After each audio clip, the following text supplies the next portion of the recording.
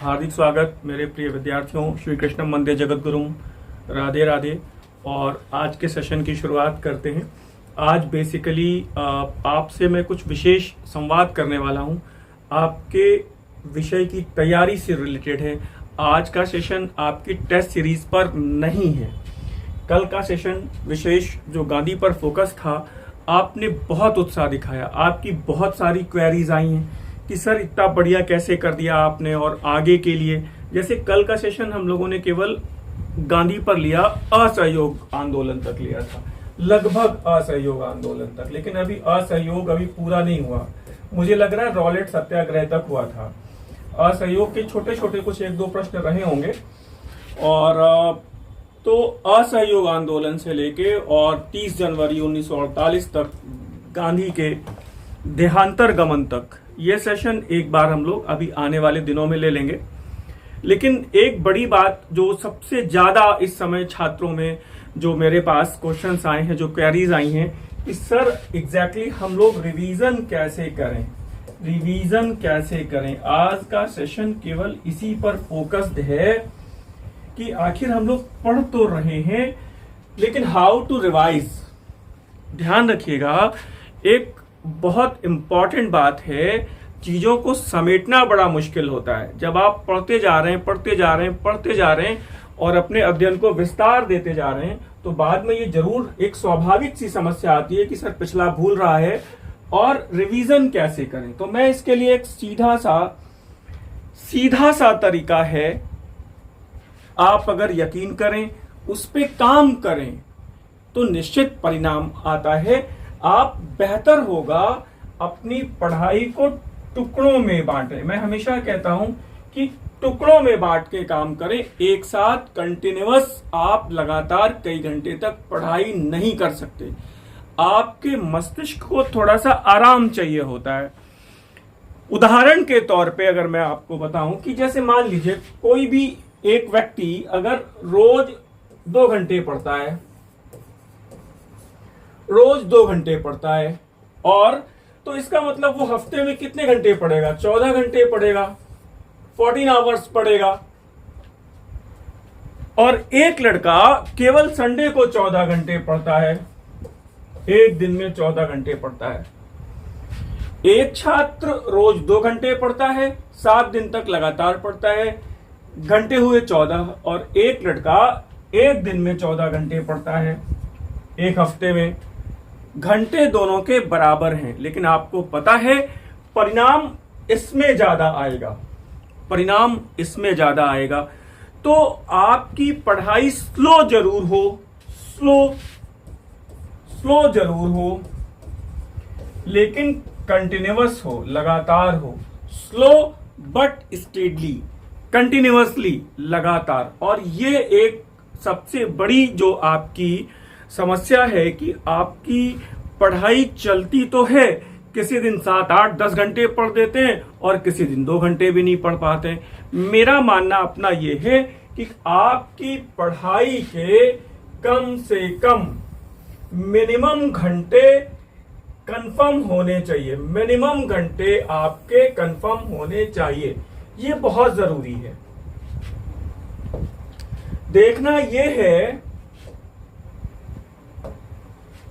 देखना यह है कि आखिरकार ये रिवीजन की प्रक्रिया हो तो कैसे हो। तो सबसे पहले जैसे आपका हिस्ट्री का 3 खंड है, बहुत ध्यान से देखिएगा आज के सेशन को आप। एक एंशिएंट है, एक मेडिवल है और एक मॉडर्न है। अब ध्यान दीजिएगा, नंबर ऑफ क्वेश्चंस परीक्षा में कितने हैं? 125। तो हम ये मान सकते हैं कि कम से कम एंशिएंट से परीक्षा में 40 से 42 प्रश्न होंगे, लगभग इतने। और इतने तीनों सेक्शन में एक आइडियल होने चाहिए। यह संख्या घट बढ़ सकती है, थोड़ी बहुत घटे बढ़ेगी, थोड़ी बहुत घटे बढ़ेगी, मतलब 2-3 क्वेश्चंस का फर्क आ सकता है। अब मामला यह है कि एंशिएंट इंडिया में कुछ कोर टॉपिक्स हैं जिनका रिवीजन आपको लगातार करना है। एंशिएंट में कोर टॉपिक्स कौन कौन से हैं? तो केवल पढ़ना पढ़ना पढ़ना इससे काम नहीं चलना है, प्रॉपर वे में पढ़ना है, स्टडी इन राइट डायरेक्शन, ये बहुत जरूरी बात है। तो कम से कम अब आप ये देखो, मोटे तौर पे प्रागैतिहासिक काल आपके लिए हमेशा हमेशा हमेशा दिक्कत का विषय रहता है। कितना भी पढ़ लीजिए, हो सकता है परीक्षा में एग्जाम फोबिया के चलते, थोड़ा सा दबाव के चलते वहां से एक आध प्रश्न गलत हो जाए। चलिए कोई बात नहीं, मैं मानता हूं कि 40 में से एक पहला आप ऐसा मान के चलिए, आपके एंशिएंट में और मॉडर्न में सबसे ज्यादा प्रश्न गलत होते हैं। एक बात ये ध्यान रखिए, पहले एंशिएंट हिस्ट्री में और मॉडर्न हिस्ट्री में आपके सबसे ज्यादा प्रश्न औसतन गलत होते हैं। कैसे? क्योंकि उसमें तिथियों की क्रोनोलॉजी है मॉडर्न इंडिया में, एंशिएंट इंडिया में कंफ्यूजन्स बहुत हैं, इसलिए यहां पर प्रश्नों के गलत होने की संभावना थोड़ी ज्यादा है तुलनात्मक रूप से। और मेरा अपना अनुभव यह है, बहुत ध्यान से समझिएगा आज की बात, अगर फॉलो कर गए तो पूरे पेपर में 125 प्रश्नों में कम से कम न्यूनतम आप 10% प्रश्न गलत कर देते हैं, सरल गलत कर देते हैं। पहली बात तो यहां पर फोकस करिए कि सरल गलत कर देते हैं, 10% प्रश्न आप सरल गलत कर देते हैं। यह एक बहुत खतरनाक स्थिति है। तो ओवरऑल सबसे पहले हमें अपनी इस गलती को मिनिमाइज करना है। जो ये 12 से 13 प्रश्न हमारे गलत हो रहे हैं, ये कम से कम घटा के हम इसको 5 से 6 पर ले आए। आप कहेंगे सर इसको 0 पे ले आए, ये एक आइडियल स्थिति है, थोड़ा मुश्किल है, थोड़ा मुश्किल है। क्यों? क्योंकि एग्जामिनेशन हॉल में सहज बात है, ये 2-4 प्रश्न गलत हो जाएंगे आपके, कोई बात नहीं, इसको मिनिमाइज कर सकते हैं। अब देखना यह है कि आप एंशिएंट में अगर 4-5 प्रश्न गलत कर रहे हैं, मॉडर्न में 4-5 प्रश्न गलत कर रहे हैं, और ये मैं मानता हूं कि लगभग 20 प्रश्न बहुत कठिन होंगे, इनके आपके सिलेक्शन में कोई भी निर्णायक भूमिका नहीं है, इनकी आपके सिलेक्शन में कोई निर्णायक भूमिका नहीं है। तो अब एंशिएंट का कोर टॉपिक देखो, प्रागैतिहासिक काल में कितना भी पढ़ लो, सामान्य तौर पे एक प्रश्न ऐसा जरूर आ जाता है जो आपके लिए हमेशा की तरह नया होता है। आप प्रागैतिहासिक काल को कभी कंप्लीट नहीं कर पाएंगे, लेकिन हां, एक जो मिनिमम रिक्वायरमेंट है कंपटीशन की, वो पढ़ लीजिए, बहुत भागिए मत। क्यों? क्योंकि यहां से मैक्सिमम प्रागैतिहासिक काल में 2 प्रश्न आ सकते हैं, लेकिन हां, हड़प्पा सभ्यता में अक्सर करके 3 या 4 प्रश्न जरूर पूछे जाते हैं। तो आपका पहला फोकस ये होना चाहिए, हड़प्पा सभ्यता में नगर और यहां से प्राप्त पुरातात्विक साक्ष्य, नगरों से क्या क्या पुरातात्विक साक्ष्य मिले हैं ये आपको पता रहना चाहिए। लकड़ी वाली नाली कहां से मिली है, मिट्टी के पाइप वाली नाली कहां से मिली है, लिपस्टिक के साक्ष्य कहां से मिले हैं, वो तमाम तरह के धान की भूसी कहां से मिली है, चावल के दाने कहां से मिले हैं, है ना। इस तरह के तमाम प्रश्न होते हैं, मैच दी फॉलोइंग में भी होते हैं। आप यहां पे नगर और वहां से प्राप्त होने वाले पुरातात्विक साक्ष्यों को फोकस करिए, बार बार रिवाइज करिए। क्यों? क्योंकि यहां पर गलती होने की संभावना बहुत है, यहां पर गलती होने की संभावना बहुत है। दूसरा, वैदिक काल। अब वैदिक काल तो बहुत बड़ा है, वैदिक काल तो ऑलरेडी बहुत बड़ा है, लेकिन गलती कहां पे हो रही है? यहां पे आप लिटरेचर पूरा कंप्लीट करिए, यहां पर आप वैदिक काल में पूरा लिटरेचर कंप्लीट कर लीजिए।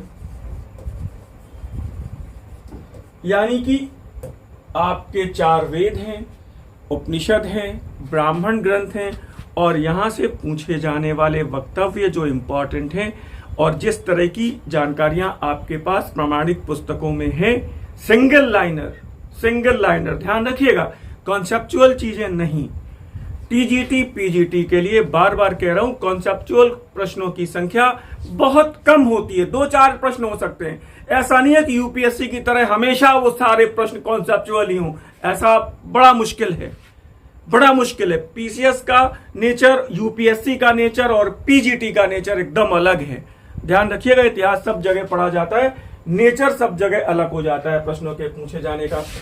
तो आप यहाँ पे लिटरेचर पढ़ लीजिए, वेदांगों को पढ़ लीजिए, उपनिषदों को पढ़ लीजिए, वो श्वेत केतु आरुणि उद्दालक की कथा कहाँ है, यम नचिकेता का संवाद कहाँ। अब ये तो बड़े कॉमन प्रश्न हैं, ये कॉमन प्रश्न है, ये गलत ना हो तो बेहतर है, गलत ना हो तो बेहतर है। और आपकी पुस्तकों में जो बढ़िया चीजें आपको दिख रही हैं या आपने जहां से भी पढ़ा है वहां से आप चीजों को कलेक्ट करके पढ़ सकते हैं। बात समझ में आ रही है।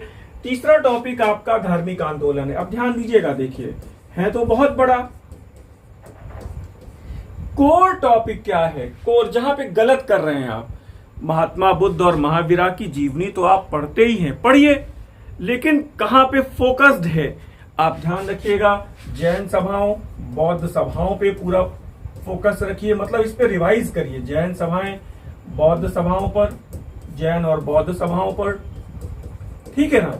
इसके बाद भगवान बुद्ध और महावीर स्वामी की शिक्षाओं पर, भगवान बुद्ध और महावीर स्वामी की शिक्षाओं पर, लिटरेचर पर, यहां पर फोकस करिए।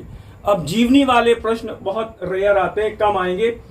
सामान्य प्रश्न अब इस तरह से लगभग हो सकता है एक आध दो कभी पूछ लिए जाएं, लेकिन पूछे जाने की संभावना बड़ी नगण्य है। आपने इतना पढ़ा है कि जवाब दे पाते हैं। जन्म कहाँ हुआ था, बोधि की प्राप्ति कहाँ हुई, किस नदी के किनारे हुई, ये सारे सामान्य प्रश्नों को मैं मानता हूं। अब देखिए, थोड़ा आगे आ जाइए। 16 महाजनपद है,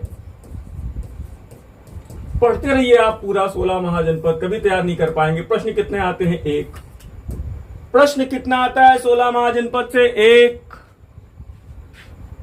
और आप कितना भी पॉलिटिकल पढ़ डालिए, इसको इतना उलझा हुआ है कि आप यहां पे कभी भी कवर नहीं कर पाएंगे। तो प्राइमरी फोकस कहां पे होना चाहिए? ध्यान दीजिएगा, मेरे शब्दों पे ध्यान दीजिएगा। प्राइमरी फोकस कहां पे होना चाहिए? 16 महाजनपद, उनकी राजधानियां और कुछ खास घटनाएं अगर घटी हैं तो उनके बारे में। लेकिन बेसिकली वो 16 महाजनपद, उनकी राजधानियां और कुछ खास घटनाएं अगर कॉमन हैं वो पढ़िए, इस पे फोकस करिए बस केवल। बात मेरी समझ में आ रही होगी। थोड़ा और आगे बढ़ जाते हैं। सिकंदर के आक्रमण को आप देख सकते हैं, पढ़ना चाहिए आपको, लेकिन मैं अभी कोर टॉपिक्स की बात कर रहा हूं। यानी अब अगला टॉपिक है मौर्यकाल।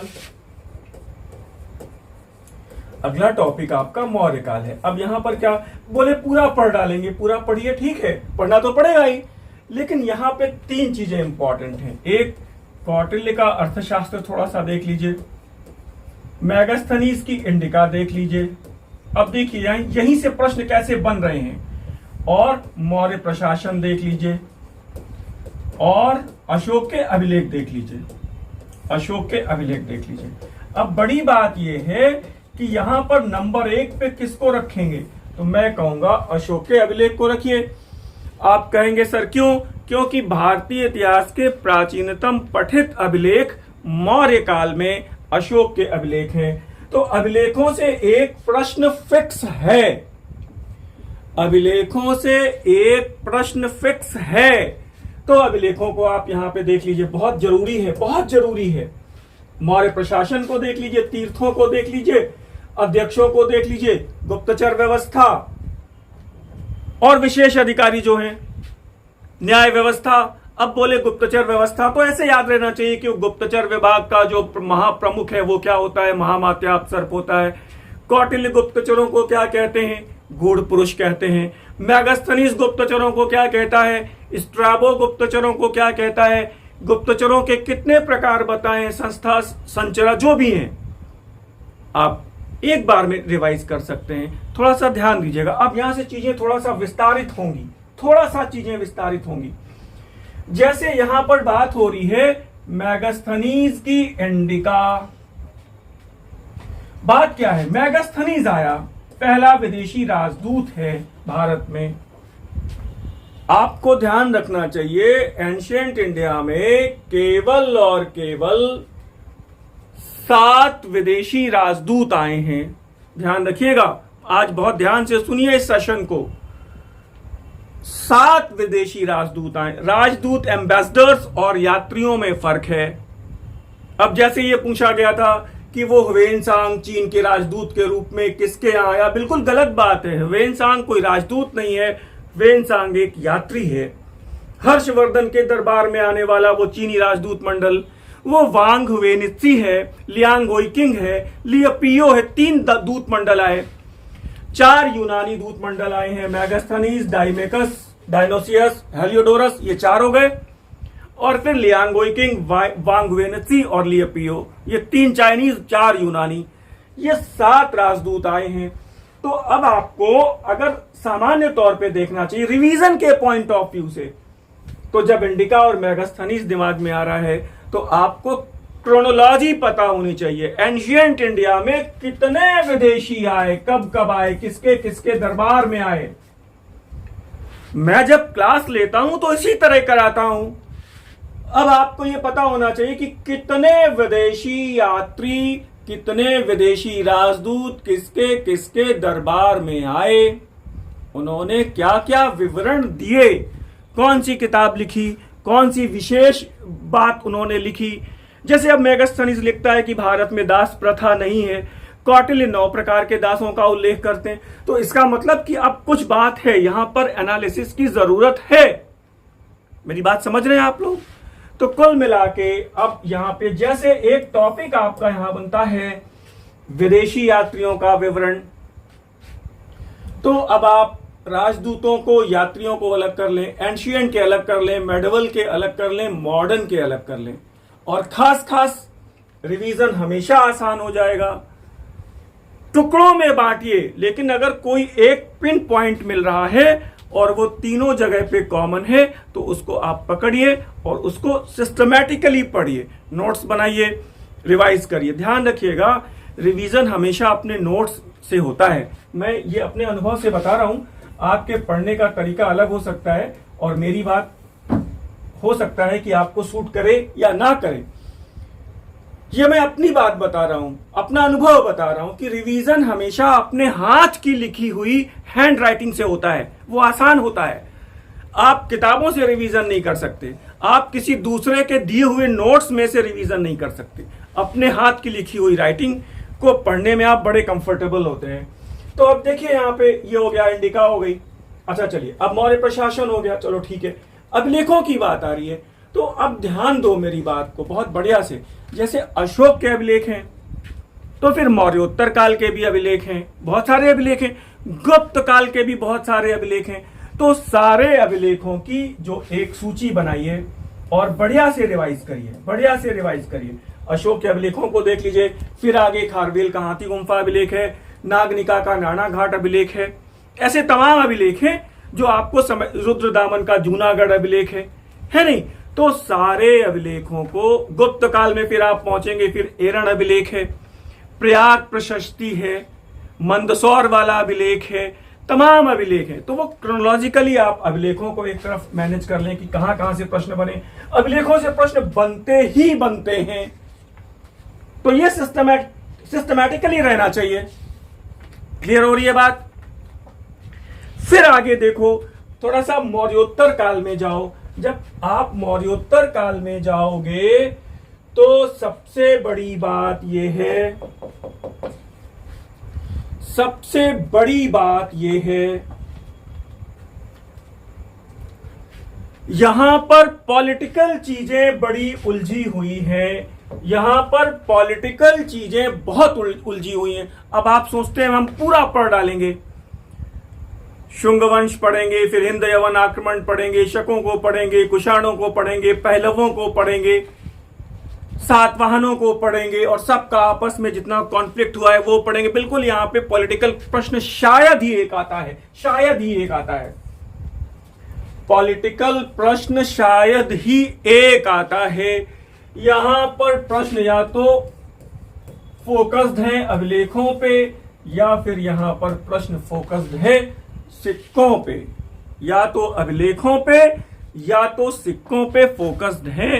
क्यों? क्योंकि मौर्योत्तर काल में पहली बार सिक्के दिखाई पड़ते हैं, तो ये कोर पॉइंट है मौर्योत्तर काल का कि आपको मौर्योत्तर काल के ही नहीं, एंशिएंट इंडिया के पूरे सिक्के पता होने ही चाहिए, पूरे सिक्के पता होने ही चाहिए। और मैंने सेशन लिया है एंशिएंट इंडिया के महत्वपूर्ण सिक्के, मेडिवल इंडिया के महत्वपूर्ण सिक्के, मैंने सेशन लिया है आपका। फिर देखिए आप गुप्त पीरियड में आते हैं, बढ़िया है। शासकों के बारे में थोड़ा बहुत जो भी है, समुद्रगुप्त है, कुमारगुप्त है, स्कंदगुप्त है, पता होना ही चाहिए, थोड़ा बहुत पता होना चाहिए। लेकिन गुप्त काल में यहां पे सबसे ज्यादा जो साहित्य है, साहित्य के बारे में, विज्ञान के बारे में, और अगर आप कहें तो मैं बता दूं मंदिरों के बारे में सबसे ज्यादा इंपॉर्टेंट है मंदिर। तो एक प्रश्न मंदिरों से फिक्स है। गलतियां यहीं पे हो रही हैं, गलतियां जहां जहां मैं कोर पॉइंट्स आज बता रहा हूं वहीं पर आप गलतियां करते हैं, वहीं पर आप गलतियां करते हैं। तो अब मंदिर है, तो गुप्त काल के मंदिर पढ़ सकते हैं, भाई पढ़ना ही पड़ेगा। भारत का पहला मंदिर कौन सा है, पंचायतन श्रेणी का मंदिर पहला कौन सा है, ईंटों से बना मंदिर पहला कौन सा है। तो अब एक टॉपिक बना लीजिए, इंडियन टेम्पल्स। मैं अभी टेम्पल्स पर भी एक सेशन ले लूंगा आपका, भारतीय मंदिर। अब थोड़ा ध्यान दो, ध्यान देना भाई मेरी बात पे। मंदिर से एक सेशन पूरा सही है।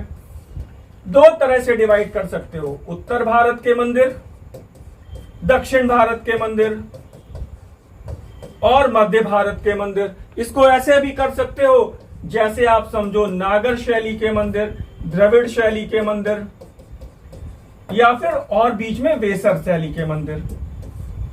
बोले सर ये थोड़ा टेक्निकल हो रहा है, कोई बात नहीं, आप वंश के हिसाब से निकाल लीजिए मंदिरों को। जैसे गुप्त काल के मंदिर, बहुत ध्यान से सुनिए, गुप्त काल के मंदिर, राजपूत काल में चंदेल काल के मंदिर, मेरी बात समझ पा रहे हैं। दक्षिण भारत में चोलों के मंदिर, पल्लवों के मंदिर, राष्ट्रकूटों के मंदिर, उड़ीसा वाले मंदिर। मंदिरों को आप या तो वंश के हिसाब से डिफाइन कर लीजिए, और मुझे लगता है कि ज्यादा सरल ये होगा कि वंश के हिसाब से आप डिफाइन कर लीजिए पूरा टेम्पल्स वाला। नागर शैली की विशेषताएं कभी ज्यादा नहीं पूछी जाएंगी आपसे, इस शैली के मंदिर पूछे जा सकते हैं, इसके कॉन्सेप्ट यूपीएससी में पूछे जाते हैं, इसके कॉन्सेप्ट असिस्टेंट प्रोफेसर में पूछे जाते हैं। मैं आपसे उन कोर बिंदुओं पर फोकस करने की बात कर रहा हूं जहां पे आप गलत करते हैं, पहले उसको तैयार करिए, फिर बाद में खूब पढ़िए। तो कम से कम मंदिर तैयार कर लीजिए, मेरी बात समझ पा रहे हैं, मंदिर तैयार कर लीजिए, बेसिकली मंदिर तैयार कर लीजिए। यहां से एक प्रश्न आपका फिक्स है। तो जब मंदिरों को पढ़ रहे हैं तो मंदिरों का रिवीजन कर लीजिए। आज मैंने मंदिरों का रिवीजन, एक फिक्स टॉपिक है मंदिर। सिक्कों का रिवीजन क्या, बोले सिक्कों से एक टॉपिक फिक्स है, अभिलेखों का एक टॉपिक फिक्स है, प्रशासन मौर्य एक टॉपिक फिक्स है। यहां से प्रश्न बन, तो उस जगह को पकड़िए जहां से प्रश्न बन रहे हैं। मेरी बातें एकदम राम बाण की तरह हैं, मेरे पूरे 25 वर्षों के टीचिंग अनुभव से मैं आपको बता रहा हूं।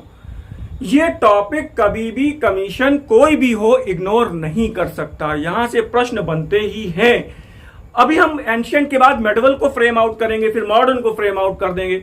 जैसे मॉडर्न में मैंने आपसे बताया, गांधी को आप निकाल ही नहीं सकते, क्रांतिकारी आंदोलन को आप निकाल ही नहीं सकते, प्रश्न आएंगे ही, ठीक है ना। अब आइए दक्षिण भारत पे।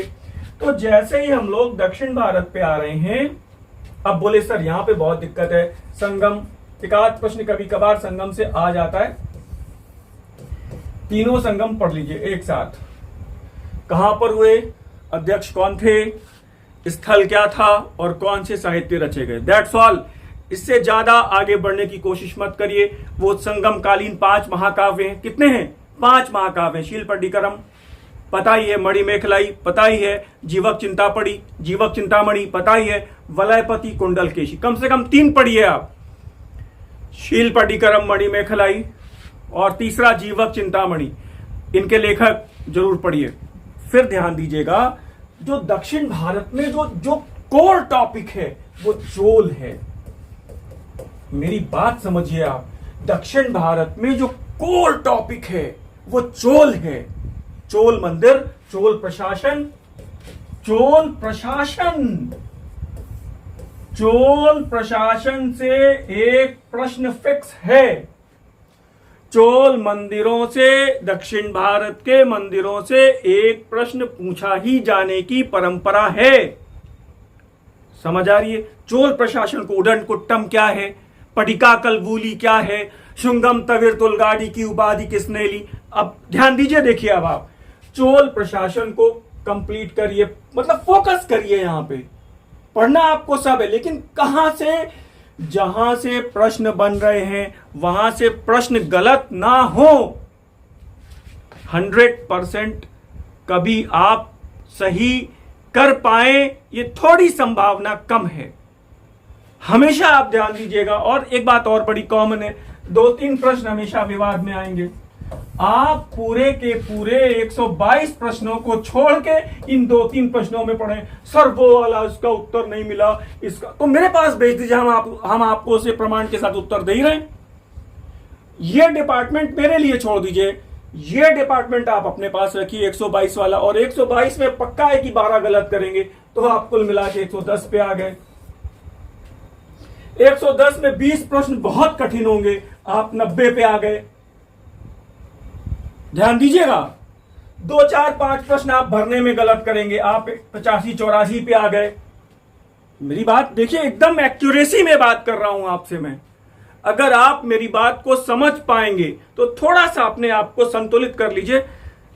कोई भी टॉपिक पढ़िए एंशिएंट इंडिया के लिए, अभी मेडिवल को फ्रेम करते, पहले मॉडर्न को फ्रेम करेंगे, क्योंकि प्रश्नों के गलत होने की संभावना मॉडर्न में भी ज्यादा है। और अब आप देखेंगे, जब आप सिस्टमैटिकली क्रोनोलॉजी में कोई चीज पढ़ते हैं तो प्रश्नों के गलत होने की संभावना रिवीजन में गलत कम हो जाती है। आप ध्यान दीजिएगा। और एक बड़ी बात है, आलवार आंदोलन, नैनार आंदोलन, तो बोले सर पढ़ लेंगे, और नैनार आंदोलन तो इसको अकेले मत पढ़िए, पूरा एंशिएंट इंडिया का धार्मिक आंदोलन, पूरा मेडिवल इंडिया का धार्मिक आंदोलन, और पूरा मॉडर्न इंडिया का धार्मिक सामाजिक सुधार आंदोलन। मतलब यहां पे आप देखिए, आलवार नैनार है, मेडिवल में सूफी आंदोलन, भक्ति आंदोलन है। सूफी आंदोलन से एक प्रश्न पूछा जाता है कि नहीं पूछा जाता, मुझे बताइए। भक्ति आंदोलन गुरु नानक हो, कबीर हो, रामानुजाचार्य हो, माधवाचार्य हो, पूछा जाता है। तो धार्मिक, और फिर मॉडर्न इंडिया में धार्मिक सामाजिक सुधार आंदोलन, आर्य समाज हो, ब्रह्म समाज हो, प्रार्थना समाज हो, जितने भी सुधारक हैं उनके बारे में। तो अब कुल मिला के स्थिति यह है कि क्रोनोलॉजिकल ऑर्डर में पढ़िए, और सबने अच्छा पढ़ा है, बहुत पढ़ते हैं आप, लेकिन फिर बहुत पढ़ के बहुत पढ़ने वालों का सिलेक्शन आखिर क्यों नहीं हो रहा है? एक सामान्य छात्र सिलेक्शन पा जा रहा है। और अभी जो पिछला 21 वाले बैच में मैं आपको बता रहा हूं, 3 छात्र ऐसे सिलेक्शन पाए हैं। एक छात्रा ने 23 इयर्स में ज्वाइन कर लिया पहले अटेम्प्ट में, एक छात्र ने 26 साल की एज में ज्वाइन कर लिया। और आपको जान के बड़ा ताजुब होगा, उस छात्र का नाम नहीं लूंगा, वो सब जगह से हार के मेरे पास आए थे। एज लगभग 47-46 के आसपास थी। बोले सर ये अंतिम बार अटेम्प्ट करेंगे, अब मेरी हिम्मत छूट गई है, आपके बारे में सुना है और थोड़ा सा गाइड करिए। 6 महीना उन्होंने पढ़ाई करी और फाइनली उन्होंने ज्वाइन किया। ये मेरे लिए भी बड़े फक्र की बात है कि 6 महीने में, 5 से 6 महीने में लोग कवर कर ले रहे हैं चीजों को और फटाफट सिलेक्शन ले रहे हैं। तो फिलहाल मैंने आज एंशिएंट को फ्रेम किया है, ये सेशन कैसा रहा आप मुझे बताइएगा, और कल या परसों में या 2-3 दिन के बाद अभी हम लोग फिर कुछ मॉडर्न पे हम लोग एक बार पूरे सेशन को समराइज कर लेंगे, पूरे सिलेबस को, फिर मेडिवल को समराइज कर लेंगे। बात समझ में आ रही है कि रिवीजन कैसे करें। इसके पहले कि मैं विदा लूं, आपको हमेशा ये पता है कि मेरी एक ऑनलाइन टेस्ट सीरीज चल रही है 125 प्रश्नों की। तीनों इतिहास के खंडों में वो डिवाइडेड हैं। बराबर से स्क्रीन पर दिए गए नंबरों पे संपर्क करके आप मुझसे व्हाट्सएप पर जानकारी ले सकते हैं। फिलहाल आज मैं विदा लूंगा, मुझे विदा दें। धन्यवाद, नमस्कार।